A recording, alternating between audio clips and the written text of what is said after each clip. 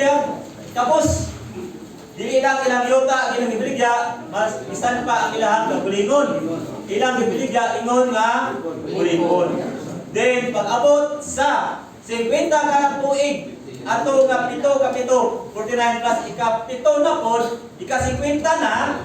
So tuig na to siya sa Jubilee or Jubileo. Dayon kantong tanan na nagbaligya sa ilang panulundong, ilang yuta, iuli na walay bayad. Oh, walay lukang. Sa tuwa karon kay Brenda Arindo, saan mo butang ka 5 ka tuig, 10 ka tuig. Pag-abot sa 10 ka tuig, sumala siyo kasabutan pila ka tuig, butang ta Brenda na ko kang Brad Arili sige. Brenda na ko akong yuta kang Brad Arili, sabot ni Brenda Arindo Brad 5 ka tuig. Paabot sa 5 ka tuig, wala ko'y ibayad sa iya ha. Iulit niya ako ang yuta. Sumunod na ako Brenda Arindo.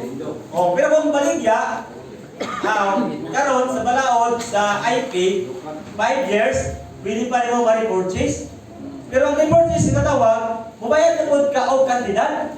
O, kung pila itong sabot mo, kung yun siya, kung pila akong baligya siya, kung nata 50 mil, pag-abot, 5 ka tuig, na ako'y kwasa 50 mil, akong i-repurchase.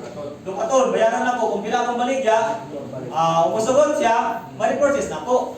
Pero di sa masugot, ikaw sa Brad, 5 ka tuig. Dako naman akong ugmadya, dako naman akong nakpandya na improvement. Hindi na po kung masugot 50, times 2 na sa Brad. Sigatos na. Sige. Okay, ulit na po. Ihatag mo siya sa gatos, maulit sa ako ang yuta.